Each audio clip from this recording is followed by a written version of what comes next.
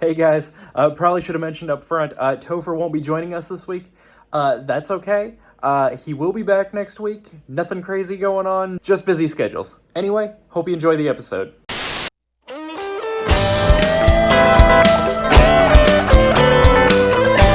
Welcome everybody to Woodwire and Watts. I'm Chris. I'm Adam. I'm Brent. Today we're talking about guitar and amp repair with our good friend Brent Garrett, owner of Olde 303 out in Bluffton, Indiana. That's if you're not familiar, we're in Fort Wayne, Indiana here. Bluffton's about half hour, 45 minutes. Yeah, it's not far from Fort Wayne at all. Yeah. No. So you get Brent 2 weeks in a row with us. Yay! I'm excited about that. Oh wait, actually. was this the first? Oh, this is the first week. So Yeah, so this is the first week. surprise, he's going to be back next week. Yeah. Yeah. Aha! I guess we're just going to jump right into news and new gear topics. Yeah. All that fun stuff. Well, I've got a few things on there. TC. I know that Topher's not here, but he was excited about the TC Electronic Infinite pedal, which is that was the sustainer. Hold it down and it holds your chords out. Oh yeah. So it's like a freeze pedal. Yeah, because I was trying to figure out why I would buy this over the freeze is what I was trying to figure out. I think this is a little more like the Electro Harmonix, the Super Ego. Okay. Or Super Ego Plus, which I have on the pedal board over there. But it's like a freeze, like it sustains the thing, but you can send it through effects, I think. Gotcha. So like built in, like morph that. Mm-hmm. So it's kind of like a synth sustainer. Okay. Cool. Yeah. All right. So besides the TC. Oh yeah. Yeah. We'll be a couple weeks late on this because of the space between airing, mm-hmm. but I'm sure everybody has heard the news about Dumble. Dumble. Yeah. No, I haven't heard this. He passed. Yeah. Bummer. Is it Howard? Bummer. Howard Dumble? Howard Dumble? I don't know. Yeah. Maybe. I don't know. Yeah. I've never actually played one of his amps. I've had people ask me about them, and before has anybody played I don't one? think any of us here have probably played one. Yeah. I've never played one. If somebody wants to lend me, like, I don't know, 50 to 100 grand, I'll go pick one up. No kidding. Yeah. Yeah, he was a mad scientist with that stuff, though. Really, like, and I mean that in the best way. I've played like the things that emulate it. Yes. And I mean, it's a sound. I would like to know if this is one of those, like, how much is in your head versus how much of it is actually like real. Like, is the hype real? You know what I mean? I don't think the hype's ever real on any of them. It's like I hate to be the bearer of bad news. I'm that person too. Like, Yeah. I am never going to pay that much for an No. amp. I don't care who it is. I mean, I think I've mentioned before that I am a believer, though, that there is an extremely drastic difference between an amp like a Friedman mm-hmm. and, which is a more expensive model. Yeah. But having been able to play that, okay, I can say that it's that good.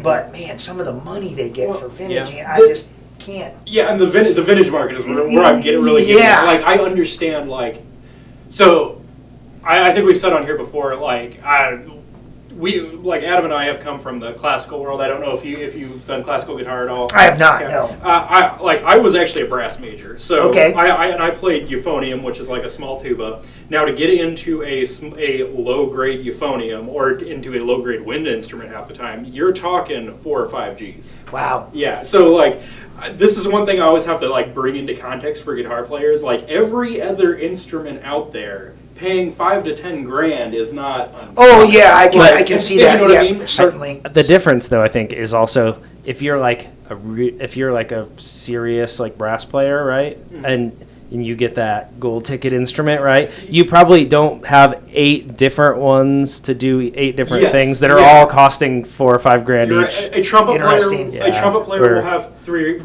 instruments at mm-hmm. most, 3 or 4. Because you got your snare trumpet, your piccolo trumpet, whatever, and then your backup. This is fascinating to me. I did not know this. Oh yeah, this is super cool. Like, if you're an oboe player, so okay. Buddy of mine, shout out Ryan, you might be watching this. Oboe players, stupid money for a student instrument. Really? Like intermediate student instrument to just get through. Is it really college? because of the composition of metal, the material itself? It's hands-on. Wow. Because like, you're talking the amount of skill you have to make though. It's like violins, right? Sure. I see, and I understand that. Probably Yeah. quantity and demand too, Yes. probably, right? I mean, there can't be like a ton of people out there making great oboes. No, probably not. I'm stepping over this very carefully. Okay. So depending on the instrument, I shouldn't even say oboe. Maybe like just wind instruments in general. Yeah, there's maybe a few major manufacturers. Now here in Indiana, I'm not joking when I say this. If you guys don't know, this is the band instrument capital of the world. Oh, Elkhart, wow. Indiana is the band instrument capital of the world. I did not know that. Indiana and Texas are also extremely known for their marching band. Like it's a serious thing here.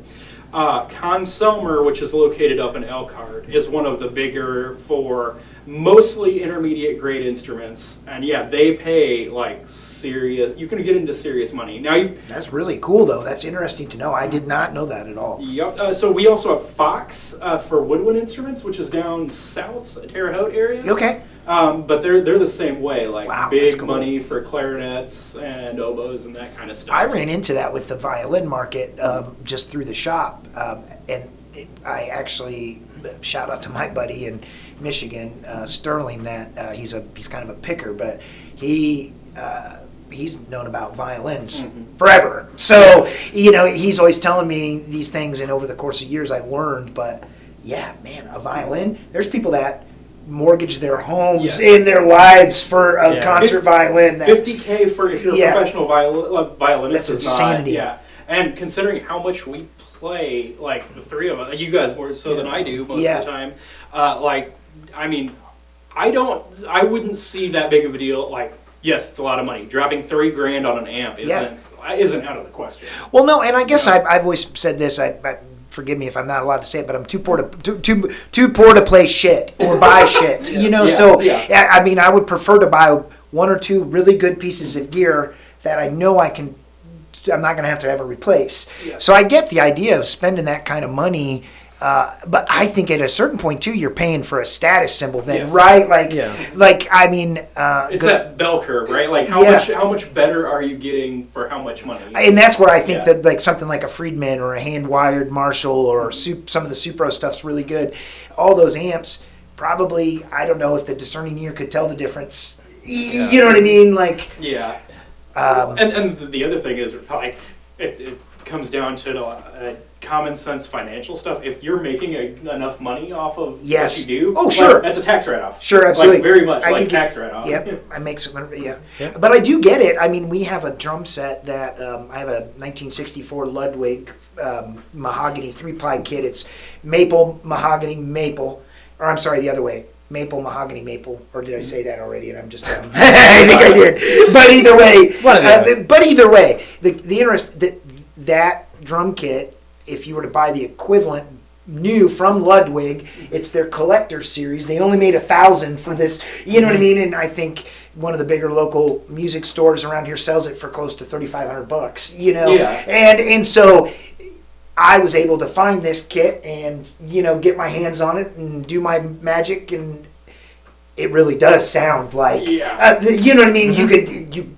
I can hear it. It really is worth what somebody would expect to pay, I think.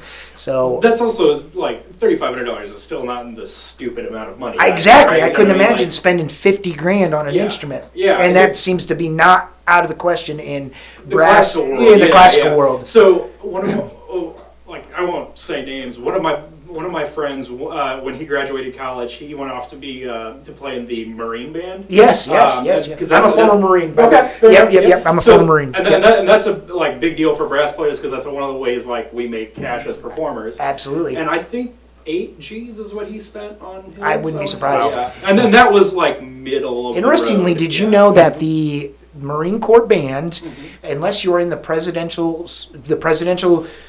Marine Corps presidential band, those guys are are world class musicians. They don't have to go to boot camp. They don't have to participate in any of that stuff. But your buddy, if he's in a regular Marine Corps band, he still has to learn hand-to-hand combat. He still has to learn a rifle. He still has to go to infantry school. Well, what they call Marine combat training. But he have to learn how to do everything. I got to meet the arranger for the Marine Corps band. That's very cool. So he said, yeah, they're badasses, and they can play a mean trombone too. You know. What was weird is, do you know what Drum Corps International is? I do. Okay, yep. So he came out of a pro drum corps and then went into boot camp. That makes sense. So he was ready for boot camp. I'm sure he was. So he had like these 18-year-old kids that were like, they felt like they were dying, and he was like, this is, other than getting yelled at, this is usually really cool. my regiment. Yeah, no, that's just how it goes. The Marine Corps, they're talented musicians, beautiful musicians, man. I told my son that it's the guys that are doing that. It's like being a member in especially the president's own. Yep. Those guys are London Philharmonic. They're just as good as anybody you could ever imagine. I think, and he told me, I want to say a lot of them go to the Baltimore Symphony. I would assume so. They trade, I think. Because Annapolis, Maryland, Baltimore, that's all in the D.C. general area. Marine Corps is headquartered there. They're actually, I think, at 8th and I, which is where the Commandant's home is. But the band actually lives there on. Any day of the week you're driving through there, you'll see them out on the parade ground practicing and performing. That's really cool. So, anyway. Yeah, I'm not shocked that the instruments cost that much money. I really am not. But so double amps. Well, they're probably way more than what we're thinking now. They're a lot. So it's a lot. $100,000 is what they were pre his death. Yeah. What? Yeah. $100,000 for one of his amps? Before his death. Before his death. Whoa. Yeah. He didn't. I mean. I think he made them all himself. Like, we're talking in the hundreds. Okay, so the number of production... There are very few that exist. That makes sense, then. Yeah, no, we're not like Klon, like, where there's a lot, but there's less doubles. Yeah, that makes sense. Mm-hmm. Wow. A couple of them have big names attached to them, I think. Bonamassa has Stevie Ray's old one, you know what I mean? So, wow. It's had 3. So they're almost like relics. They get this, like, prestige line. Sure. Like if you care about that sort of thing and want to pay for those names, it didn't. Wow, it's got to have like a pedigree almost, like it's who. Wow, that's incredible. Yeah, what's the violin Stradivarius? Same idea. Yeah. Mm-hmm. But so that's been some sad news that's happened, but I don't think any of us are going to be buying a Dumble anytime soon. Anyway. Probably not too soon. Well, maybe like a steel string sling, whatever the pedal that sounds like a Dumble. I couldn't. There's a bunch of brands that make them. But well, the Wampler Bell is a. Yeah, that's no. The Bell is a. Isn't that the other, not the tube screw, the other green pedal, the ODR. Nobles? Isn't that a Nobles clone? I don't know. Yeah. I can't keep it straight. I have a tube screamer. So what is the sound that these? So if they've obviously came up with a pedal to replicate the sound, what are you getting from the pedal? Like, is it? It's like like when they have an amp in a box. Transparent overdrive. Okay. Whatever vague term means. Yeah. All right. I'm sure they're nice amps. I'm sure they are too. They have to be. That was very diplomatic. Yeah. If I could live in one, then right. If it made my breakfast too. Magic transistors. I don't know. It's cool. All right, let's get right into the topic. No, riff challenge. We got a riff challenge. All right, and you get to be our guest judge. I'm excited about with this. Guest submission. Yes. Oh yeah. We have 3 submissions today. We have 3 submissions. Nice. Go ahead, Adam. All right. So today's original riff challenge. In a last-ditch effort to get a guest on the week's episode of Sesame Street, the production assistant frantically drives around the city looking for any possible idea. He finds a man wearing a schoolboy uniform playing guitar. He says, "This must be a children's performer." He gets him in the car and takes him back to the studio, where he is asked to play a children's song. Of course, it's Angus Young of AC/DC. Of course. Okay. Let's see how this goes. Did you send it? You play yours first this time. I'll play mine first? Okay. Yeah. All right. So I call this one Pop Goes the Thunder. I'm trying not to get in trouble with the copyrights.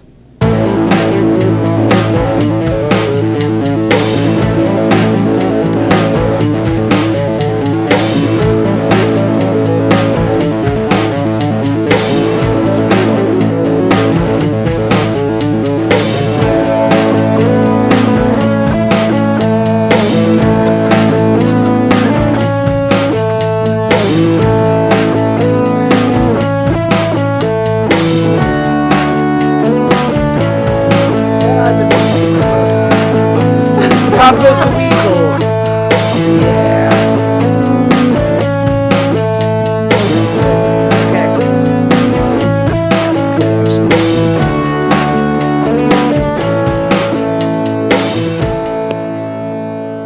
Nice. Nice. That was impressive. That was terrifying. All right. We got.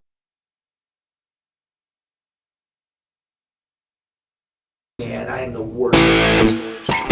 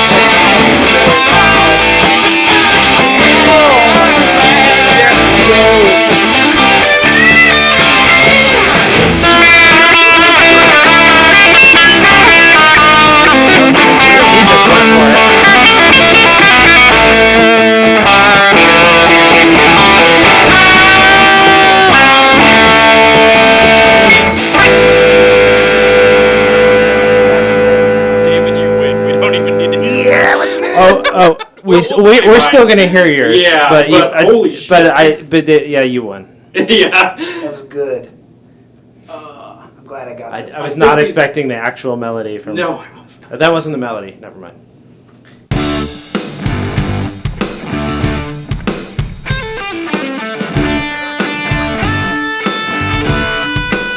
Oh man.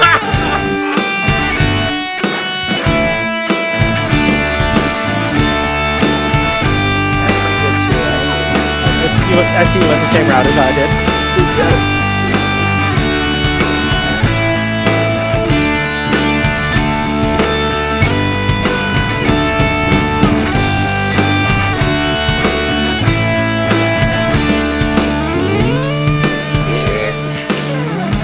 This youngie right there. Just keep it going. That's good. That's good. Oh, I have David. David, yeah, that's good. That's pretty good. That would have been tough to judge between you two, though. Thank you, David, for just blowing everybody else out of the water. Jesus. Yeah, that Sesame Street. Whoa, bro. Oh man. That was actually a pretty fun challenge. Yeah, that one was alright. That was really- alright. Really silly. Uh-huh. I like that. Okay, moving on to our We are on our main main topic then. Yeah. Yes, so today we're going to actually talk to Brent. He is our guest host and also our guest... Proper, yeah. Thank you. So today's guest, Brent Garrett, and we are talking to him. He has many interesting hobbies and outlets and creative pursuits, but today's focus, we're going to actually be talking to him about repair work on guitars and amps, because he runs a repair shop. I do. Yep, and typically the thing that a lot of people don't understand about repair and building is that a lot of times you got to fix people's really bad repairs from before and things like that. Oh yeah.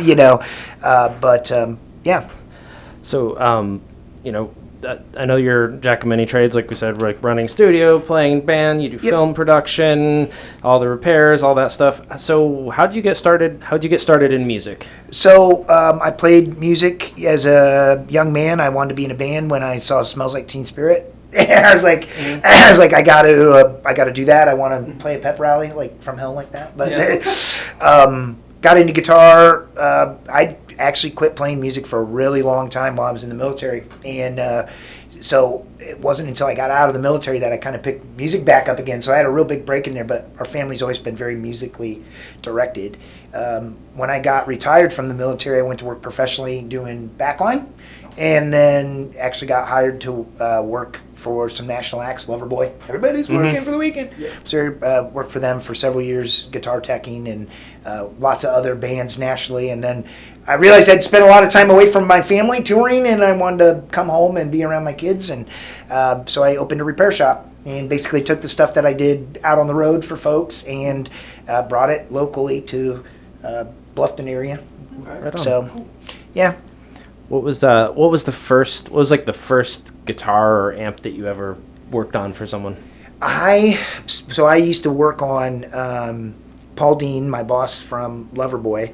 I worked on his 50-watt Marshall amp. It was JCM 800, and did my first mod on that. And it was weird because that amp had actually at one point belonged to Zach Wilde. Oh, wow. Who the amp had belonged to a good friend of mine, Jerry Wong, who was the tour manager for Loverboy at the time. That's how it ended up getting to Paul. Wow. But then it ended up going back to Zach Wilde, and with my mod in it, and he had it changed back to the old way because he didn't like it. but that didn't matter. But hey, I was just doing what I was told to do. So, Yeah. But guitar stuff, then just a lot of stuff I've had to teach myself. A lot of self-taught stuff and dive in and figure it out. You know what I mean? We're blessed to have a wealth of information available to us now, and you can do some looking online pretty much and teach yourself a lot of stuff. But I learned to solder though from my dad, so I that was the thing. I do a lot of repairs with electronics and things. That was my next question, actually. Yeah. I was going to ask you if you studied like electronics or luthier. I can't talk tonight. No, you're luthier good. work somewhere, or I just had a mentor, or just learned it. I just learned it. A lot of the stuff I learned was out of necessity, in the sense that it's like, my boss was like, "Hey, my guitar, the pot it's not working," and I would waste hours figuring out something that another guy tech might come around later and be like, "Oh, hey, if you use your voltmeter, you can do that." It's like, oh, great, you know what I mean? So I feel like I missed the very basics of stuff, and stuff that was maybe a lot of common sense for guys because they went to school or studied electronics. So that in that respect, I've had to teach myself a lot of stuff. That could be a little scary with amps, doesn't it? Yeah, and my dad, I get that from my pops. Like I said, my dad worked in television. He can fix, build, repair, anything. You ask him to build a Tesla coil or fix the cabinets and fix your plumbing, he'll do it all. He's amazing. And the first thing I ever soldered was I tried to fix his radio for him, and I soldered it horribly. And my dad can solder, and he knows this stuff. And he's like, "What did you think you stayed at a Holiday Inn Express last night or something?" He's like, "This is not going to work." He's like, "Do you know how to solder?" No. So he taught me how to solder, and I'm really good at it now because it's actually kind of, have you done much where it gets kind of therapeutic after a little bit, doesn't it? It's kind of like... I'm not the best soldering person in the world, but I've gotten better over the years, and I think that a lot of people don't realize it's the finesse. They always think they're taking the soldering iron to the solder rather than the solder to the solder. Yep. It's like guys that have welded, my buddies that have welded, and they've watched me solder or something, they're like, "Wow, man, that's just like welding." I was like, "Yeah, it is. It's just different." But you bring up a good point. People are scared to mess with amplifiers, especially tube amplifiers, and I am too. And just as a general disclaimer, don't mess with that stuff if you don't know what you're doing. You know what I mean? And I don't necessarily know what I'm doing, but I know enough to be safe. And with tube amplifiers, the main thing is your capacitors in there. Decharge them. You got to decharge them, and that's again, get on YouTube. Watch a 5-second video on how to do that, and you'll be safe at the very least. Topher was getting ready to do some DIY amp stuff, and we're like, whoa, hold up. Just wait a second. Yeah. And you can get hurt pretty bad messing with some of those stuff. I don't know that anybody's ever been killed by a capacitor in a tube amp. I'm sure they like to make you think that that's the case. I've certainly been electrocuted, so I know it hurts, but I mean, I don't know that you can really die, but the voltage is there, so it's in theory it's possible. They always have that, like you see that. I don't know if anyone ever talked to it. I just remember the first guitar shop that I worked at. Like, I had an old 2-prong, like, yes, power, like really old amp, and I brought it in. He's like, oh, that one's still got the death cap. Or yeah, death cap, yeah, that's exactly what it is. Right? I'm like, it's gotta have that name for a reason, right? Yeah, absolutely. Yeah, it'll store. Yeah, it'll kill you. I mean, I would be curious. At some point, I might have to, after let's Google it. Has anybody ever died from working on a tube amp? But I bet you could really easy, because there used to be problems with the old Voxes because of that prong, and you get caught in a ground loop basically, and you just fry yourself. So I'm sure that could be really bad. Oh, yeah. You're just basically putting a direct current right now to you through your guitar, and that could be bad. I would imagine. And British stuff is usually 220, isn't it? I think it goes internal, like there's a transformer that steps it up to that. It might be one of the two. I know the old British Vox stuff steps up, like you said, so or steps down because it's coming 220 out of the wall and it goes down to one. I can't remember. But they don't make them like that. Yeah. The death caps are gone. The 2 prongs are gone. This is definitely a modern one. Yeah. This is 2021. And what Adam's referring to is you look at a plug on most amplifiers, they'll have 3 legs. They'll have the 2 prongs and then that cylindrical one that's in the middle. That's a ground. And if you look at your wall outlet, it'll have a corresponding ground to it. A lot of older houses don't necessarily have ground. So, is that way? I have 3-prong outlets. Yeah. Yeah. Well, that one over there, I disagree with. Let me tell you. So I may need to have some updated wiring in parts of the house. Hey, that's okay.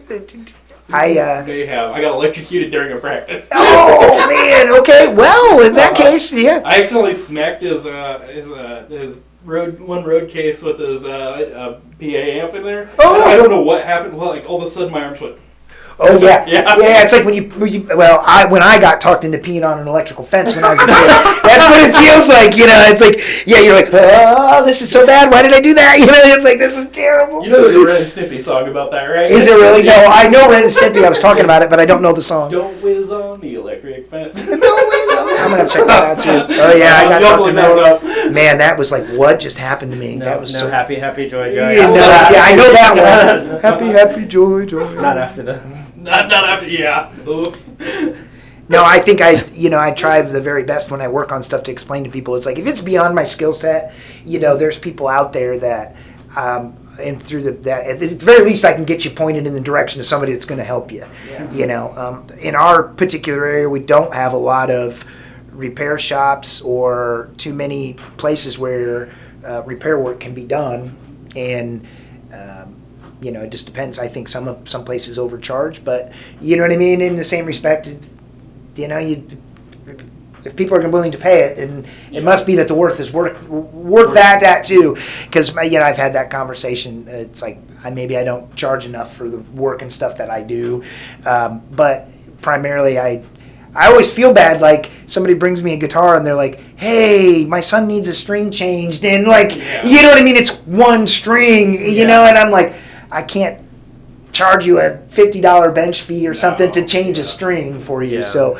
I try to keep that personal relationship going with customers too. I don't do a lot of retail work anymore. It's all mostly repairs now. Mm-hmm. So the shop is pretty much strictly gone to repair, and we do still custom build stuff, not as much as we were doing a couple years ago.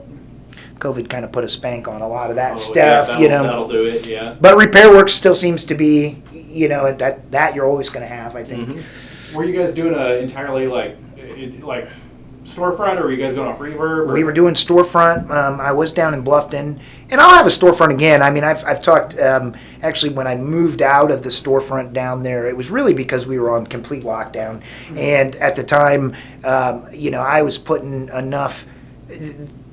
The money couldn't justify one or the other, and so I bought a house. It's been about 2 years ago now, and I have a really nice finished building there with the new shop facility in there, and we try to be open on Saturdays and Sundays for a little bit for folks to drop stuff off. But prior to that, I was open 6 days a week, storefront. And but being where I was at in Bluffton location, geographically, you don't have walk-in traffic, so fair, yeah. it became very apparent that I could be just as busy if I went to appointment only, and just people get a hold of me and say, hey, what day are you going to be? I had a good friend of mine that used to work at the Guitar Center here in Fort Wayne, Tosh, do you know who I'm talking about? I don't think so. I don't typically give out folks' last names or whatever, but you might have known him by his first name. But he's a nice dude. He dropped that KMD amp off I was telling you about the other day, and he was talking about. We were talking about how that by appointment only is it works well. He's from up here, he's like I come pick it up next week. You know what I mean? Mm-hmm. So it works pretty good that way. So since you've worked on so many things, do you have a personal just favorite amp and guitar? I do. Either that you own or would like to? Ooh, okay. So personal favorite guitar is my 65 Gibson SG Special. It's had 2 headstock breaks, one of which not that long ago. Interestingly, I did the repair on that myself, but I sent it to somebody else to do the finish work because I couldn't do I could have done the paint and finish work myself, but because it was my guitar and it just made me sick to my stomach to look at it, I was just like, I'll have it back when it looks pretty again. You know what I mean? Like I don't want it now. It hurts me. Yeah. But It's a scary thing when that happens. yeah, and I had the opportunity to repair Adams, which was cool. I about cried. Yeah, I know you did, man. You were like, oh my God. Yeah, I got your message. He had played a show with us that night and got back home and said, hey, just this, I'm home and my SG headstocks broke. I was like, whoa, whoa, whoa. That was the junk drawer release. Yeah, well, he had it by junk drawer. It was before he fixed it for the junk drawer release. Yeah. Okay. Yeah. Which was like 2 weeks after that show. So Yeah. it was like, We rushed it to get it done. We got it done for him. and it plays great. Yeah. So I love that guitar. That's a very cool guitar. SG as well. But my favorite amp, man, I guess I can tell you the AC30 story now. Yeah, because that's kind of funny. But for the longest time, I play currently a Marshall, or not a Marshall, gosh, my head's full of amps. Mesa dual rectifier 50 watt solo head, which I love. That's definitely not a quiet amp. No, that's my gigging. But as far as amps goes, I think the 18 watt Marshall is one of my favorite. The Vox AC15, AC30, all those smaller amps I really liked, and the AC30 was always something I wanted when I was in the Marine Corps. And 21 years old, just recently married. Only been married maybe 6 months. My first wife sees me walk home with this AC30 that I picked up at the Guitar Center and out in Maryland. And my dear friend was with me at the time, and he's like, your wife is going to freaking kill you. You know what I mean? But I wanted to go buy it. I was like, I'm buying this. I didn't know quite yet that you don't do those sort of things. So I bought the amp, took it home, and I hid it from her for... my goal was to hide it longer than 30 days because I thought as long as I hide it longer than 30 days, I can fess up after the fact, but I won't be able to return it. Yeah, so they're not going to take it back. So I'll fess up and come clean, but only after I know I don't have to take it back. So I do this, and she finally figures out at some point, and the day I brought it home, she's like, what is this? I said, oh, it's just an old amp. I said, you see, it doesn't look like any of the stuff that, because it does look like kind of an older. She's like, oh, okay. That was the end of it. Well, and she finally asked why this money was missing from our account like a month later. I'm like, oh yeah, so I bought this amp and blah blah blah blah. Well, she was really, really, really, really, really, really mad, and she said that we would get our money back. She promised us we would get our money back. So we go to Guitar Center, and the minute I see the guy, the salesman too, he's like, yo, bro, what's up, man? Like, he's so excited to see me because I bought this expensive amp, and he's like, this guy's coming back to buy more, and I'm like, like, don't be excited at all about this. She brings the amp in, and I knew it. He's like, I'm sorry, it's past the return day. We just can't do that. I'm like, yeah, see, babe, I told you, you know what I mean? Like, tried to tell you, blah, blah, blah. She starts freaking bawling hysterically, and this guy is like, maybe we can figure something out. I'll talk to the manager. So anyways, he talks to the manager, the guy writes a check, She takes it, you know what I mean? We're outside, and as soon as we're walking outside, she's like, I told you we'd get her the damn money back. And I'm like, oh, she turned it on, man. She got an Oscar for that, and she got the money back. I'm like, cold, woman, cold. You're nice, tip of the hat to you there. Did you get to enjoy the sound of it for a month? I did, actually. And I've not bought an AC-30 since, because I do want to buy an AC-30 again before I die. But I want to get one exactly like that. And it really wasn't even, I think that would have been about 1999. So they were still made in England then. I don't think they had gone to China yet, but I think Korg owned them then. They own them now. Do they own them? They just, okay. I don't know if they owned them then. But I thought there was they did, I think so. This was a Korg licensed, but Marshall built, I think is what they were. So yeah, that's right. Yeah, mid '90s, I thought, because that's the one that Rhett Shaw always talks about on his. Yep, that's. You need to find this one because it doesn't have the. That's correct. Ground problems. Yep. And everything.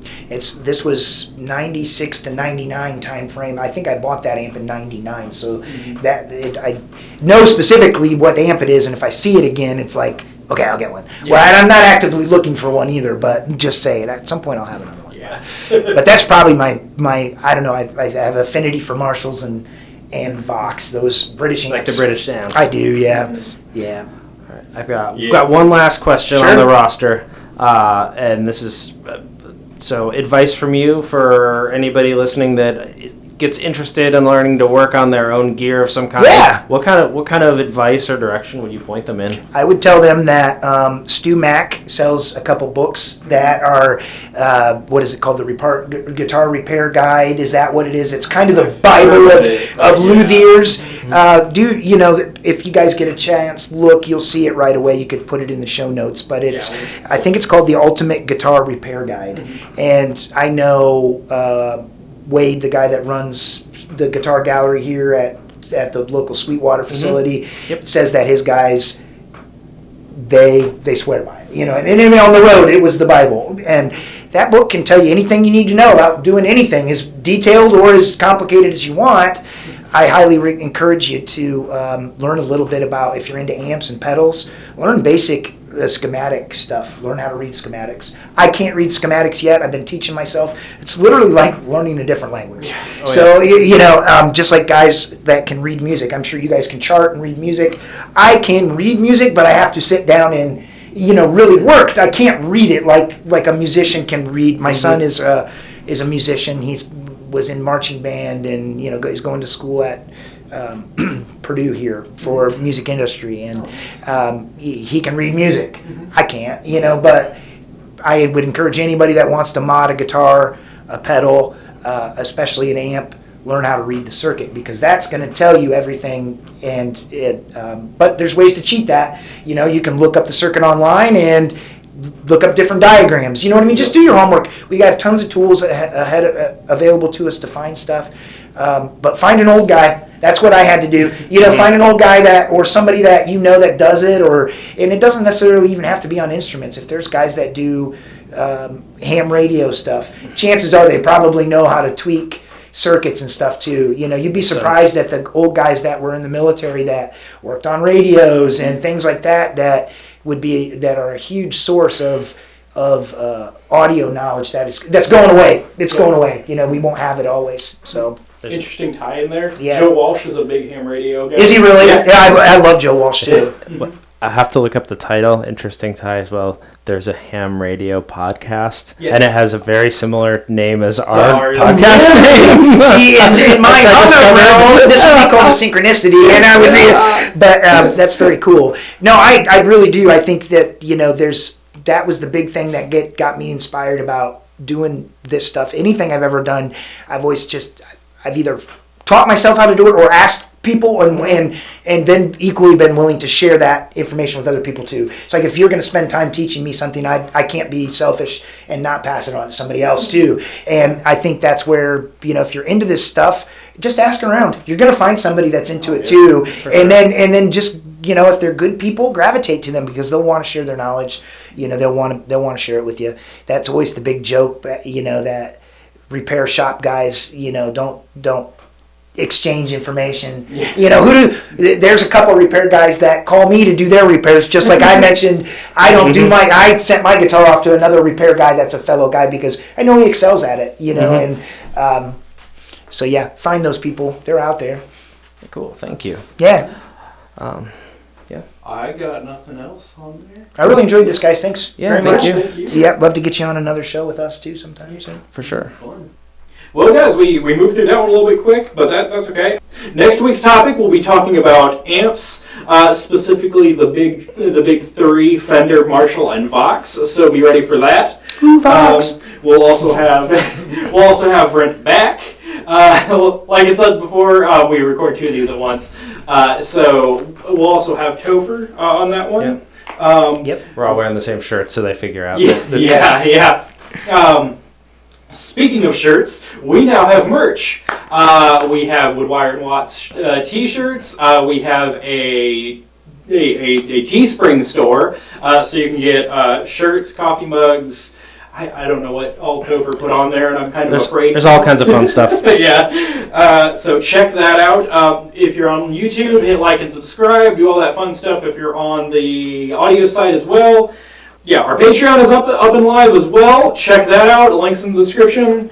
Other than that, all right, we have a last-minute musical guest. Y'all know the drill. If you're on YouTube, you'll have to go down to the links below to go to the featured song. If you're on the audio side, you'll hear it at the end.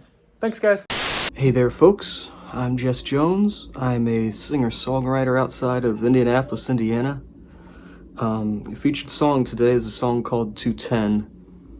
It's an upcoming song on my new EP called Cloud Seeding. It was recorded in Anderson, Indiana at my friend Greg's house at his home studio that we affectionately call the Elephant Lounge. Greg has, because I'm not techie, has a PreSonus Studio, live AR-16 USB mixer, whatever that means, and we used my Shure 57 Beta to record it with. New EP was coming out February 14th, so sad songs for romantic nights. We also did a full video of the entire recording process that was all done in one take. Okay, thanks guys. Thanks for joining us on Woodwire and Watts. Till next time, tune up, Crank the volume. Let her rip.